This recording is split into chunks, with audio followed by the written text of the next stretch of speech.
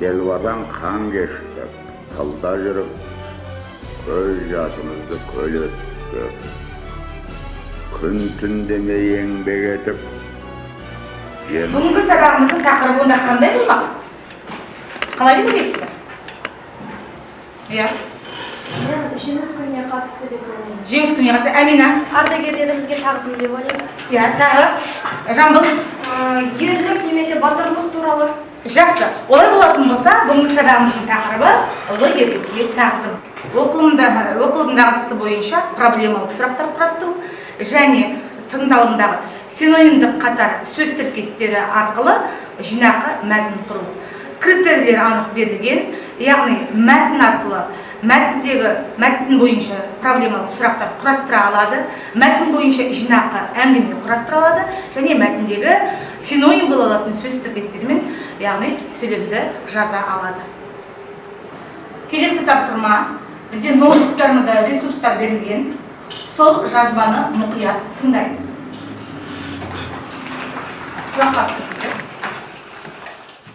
Күн түн демей еңбек етіп, жеңіс үшін тер төктік. Осының бәрін біз тарих алдында, отан алдында, адамгершілік, намыс алдында ақ ниетпен қазандық.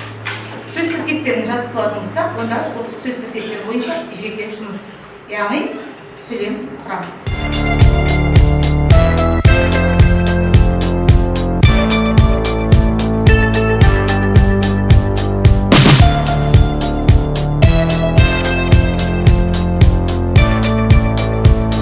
Бойынша біз мәтінмен таныстық, иә?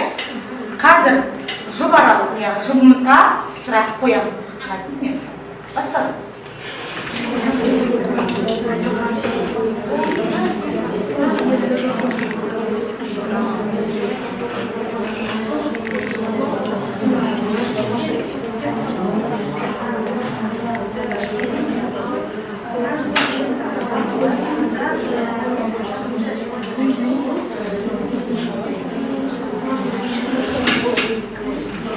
Жақсы. Олай болатын болса, бағалау парақтар алынды. Сондықтан да біз сағат тілімен бағалап шығамыз. Оқушылар, сіздерге берілетін тапсырма топта 3 минут, ұсынуға 5 минут уақыт. Жұмысты бастаймыз. Әр топқа тапсырма берілген. Бірінші топқа тапсырма.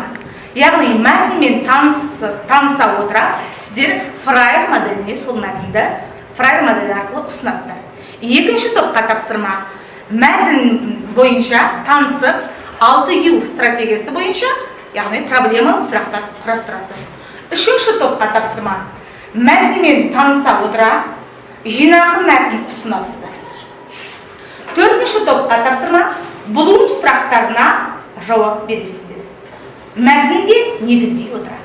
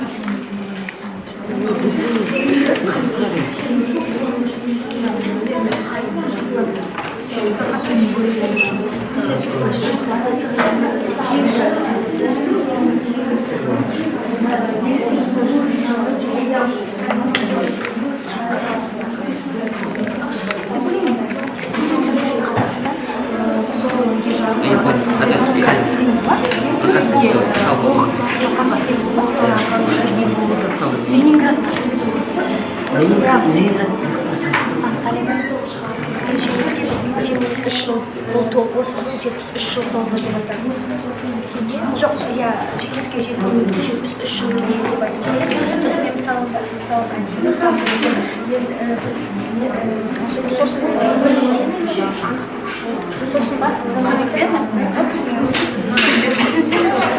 бірінші топ өзінің модельдерін ұсынады мәтін бойынша. Кім бізде? Амина, Әлішер, және ал. Біз енді топтан ақылдаса келе фраер моделін құрастырдық. Бас анықтамасы. Отан соғыстан аман-есен оралған ардагерлеріміздің жыл саны келе саны азайып бара жатыр. Олардың қанымен, жанымен, тәнімен жеткен бұл күнді ұлы жеңіс деп атаймыз. Ұлы жеңісті біз ешқашанда ұмытпауымыз керек. Бұл ұлы мереке. Ерекшелігі, біз ұлы отан соғысындағы жеңіске ерлікпен жеттік. Ол үшін әрине бірлік керек еді. Қаншама халық бір тудың астында бірігіп, жеңіс үшін барын аямады. Ұлы жеңіс 15 одақтас мемлекеттің ортақ мерекесі болып табылады. Осы ұлы отан соғысына қазақстандықтардан Әлия Молдағұлова, Мәншүк Мәметова, Бауыржан Момышұлы, Сұлтан Баймағамбетов сияқты көптеген батырлар қатысты. Және де біз мен ойласа келе бұл мәтінге қарсы мынандай сурет салдық. Бұл жерде 1941-1945 соғыс өткен жылдарын бейнеледік. Және де соғыста болған құралдар, олардың ішіне ұшақ және танк кіреді. Және де соғыс кезінде қазақстандар көмектесу үшін Қазақстаннан Майданға дәрі-дәрмектер жіберген. Және де Мәңгауыл біздің ардагерлерімізді гүл шоқтарымен, иә? Естиміз.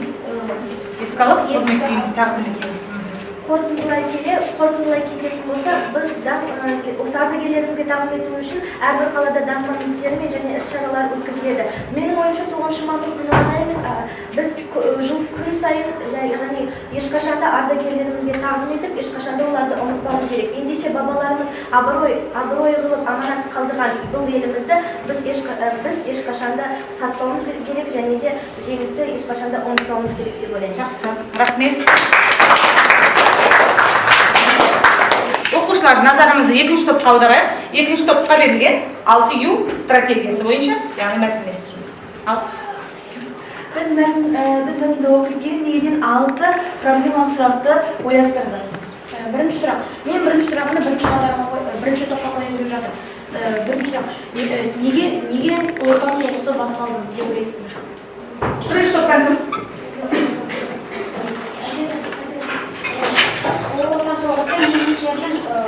Немістердің біздің жерімізді қоршап алу үшін және де біздің жерімізді алу үшін соғыс. Екінші сұрақ. Мен екінші сұрағымда үшінші қатарға бөлінген. Не үшін біз тек қана 9 мамыр күні ардагерді еске аламыз? Менің ойымша, себебі өйткені біз 9 мамырды ғана ардагерлерді еске аламыз. Бұл дұрыс емес деп ойлаймын. Бірақ та қазір көптеген мерекелер пайда болған соң, біз тіпті осы жеңіс күнінде ұмытып бара жатқандаймыз. 9 мамыр ғана еске алатын бұл күнді біз әр күніде тағзым етіп, мәңгілік алауға гүл шоқтарын қойып, әр қашанда ойда сақтауымыз керек деген ойдамын.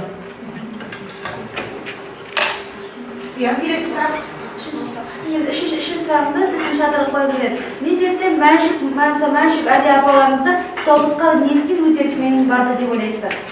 Өйткені Әлия Молдағұлова және Мәншүк Мәметов өз елдерінің патриоты болды. Яғни өз елдерін жаудан қорғағысы келіп, өз ерліктерін көрсетті. Майдан алдында еш қорықпастан, саспастан ерлігін көрсетті деп ойлаймын. Апа, енді жалпылама сұрақ. Енді өз сұрағын жалпыламасын қойғым келеді. Неліктен батальон штабтарды қазақтар басқарды деп? Бұл сұраққа қайтып жауап берер екен. Ал, әрқайыр. Біз орыс тілінде өткендей, Бауыржан Момышұлы «Человек без фамилии» дейді ғой, оның бет-келбетіне сипаттағанда ол сол батальондарды ұстап тұратын адамдар секілді бейнелеген. Оның бет-келбеті, оның ерлігі, оның денесі сол адамдарды өзіне бағындырып, басқа елдерді қорқыту үшін. Жақсы, бітім болыңыз екен ғой. Жамбыл не қосына кеткен? Жамбыл, түйінде ғой. Мысалы айтатын болсақ, неге қазақтар штабтарды мекендеген себебі басқарған, мекендеген емес басқарған.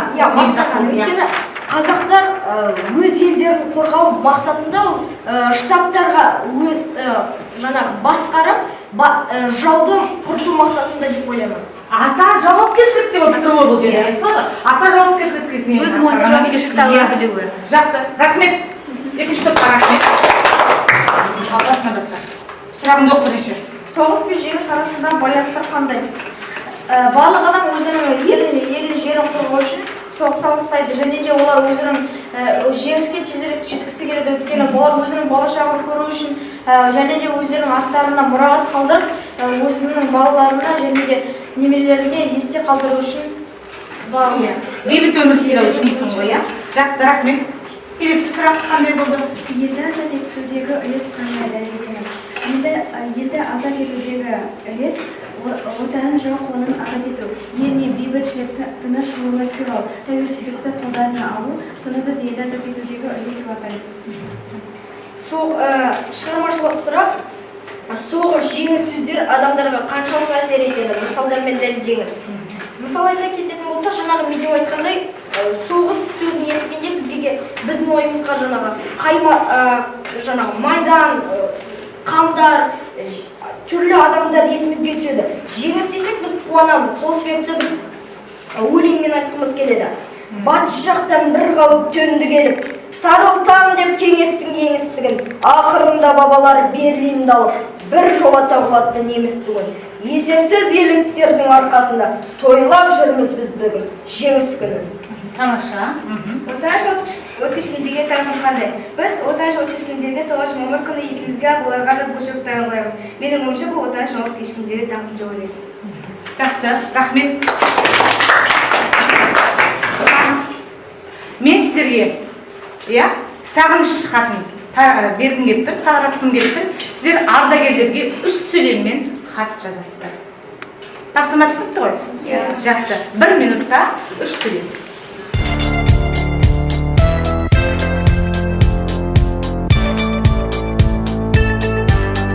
Сағыныш хаты. Біз ардагерлерді ешқашан ұмытпаймыз және мәңгілік есте сақтаймыз. Біз оларға 9 мамыр сайын өзіміздің еске алу кешімізді ұйымдастырамыз. Мен өскенде Бауыржан Момышұлы сияқты батырдай ерлік азамат боламын. Рахмет. Ардагер ата-ағаларға айтарым сағыныш хатым. Олар біз үшін, елдің қамы үшін, болашақ үшін майданда күресті. Олар болмағанда біздер осындай бейбітшілік өмірде жасамас едік. Ардагер батырлар оларды әркім тағзым етіп, әркім еске алып, алғыс хат білдіреміз. Болды. Жақсы, бүгін сабақ барысында бірінші топ ұтымды жауаптар бере алды. Екінші топ өзіндік ой, топтағы бірлескен ортаны көрсете алды. Барлық іскерлік іске қосылды. Үшінші топта жақсы өзінің ойларын бүгінгі өмірмен салыстыра алдыңдар. Ал төртінші топ өлең шумақтарымен еске түсіріп, өздерінің арнайы жыр шумақтарын арнап, осынысымен көрсете алдыңыздар. Сондықтан бүгін сабақ аяқталды. Сіздерге рахмет, сау болыңыздар. Енді осы сағыныш хаттарын алдарында бағалау парақтар тұр. Әткеншек әдісімен бағалап шығады.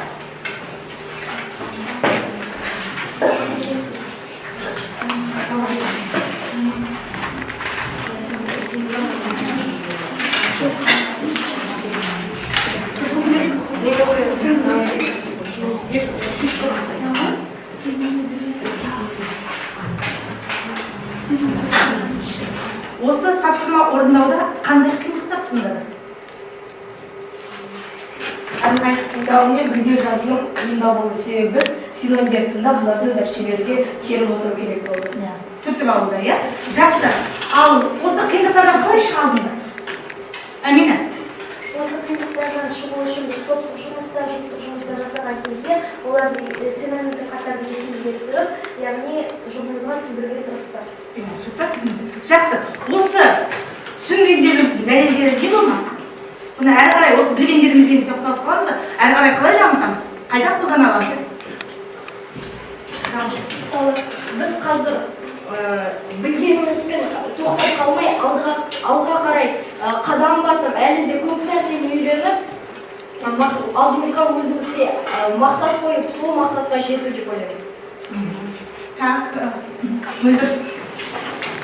Тек қана қазір уақытта бұл ісімізді тек қана бұл жерден тоқтамай, мысалы кітапханадағы мәліметтер сізге ардагерлер, мысалы ардагер кім соғысқа қатысқан ардагерлерді не болған, қалай болған жағдай барында сол жағы толық мәліметтер білдіру мысалы менің ойымша. Жақсы.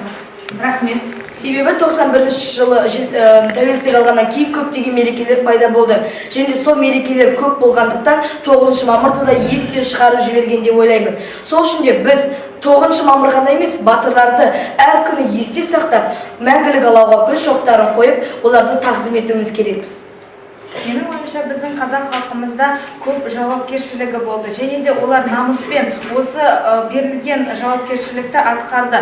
Және де айта кететін болсақ, және де батальондарды қазақтар басқарды. Не үшін? Себебі олардың намыстары болды, олардың абыройы. Және де сол үшін олар жауапкершілікпен сол батальонда басқарды. Жаңа айтылған білім мазмұны бойынша 7-ші сыныптарда қазақ тілі пәнінен ұлы ерлікке тағзым тақырыбы. Бұл тақырыпта оқу мақсаттары бізге айқын, яғни мәтін бойынша проблемалық сұрақтар құрастыру, оқылым, тыңдалым материалдары бойынша шағын синонимдік қатарды іріктеп сөз тіркестер арқылы жинақ мәтін. Осы тапсырмалар барысында мен белсенді әдіс-тәсілдерді қолдандым. Белсенді әдіс-тәсілдері бұл фраер моделін қолданып отырмын. Модельде, яғни оқушы бейнелеп көрсетеді, ерекшелігін, мысалын, анықтама және түйіндейді. Бұл баланың функционалдық сауаттылығын арттыруға және белсенді жұмыс жасауын көрсетеді. 6U стратегиясын қолдандым. Бұндағы, яғни балалар проблемалық мәтіннен проблемалық сұрақтар құрастыра алуында. Яғни оқушы мәтіннен жинақтап ұсына білуінде проблемалық сұрақтарды.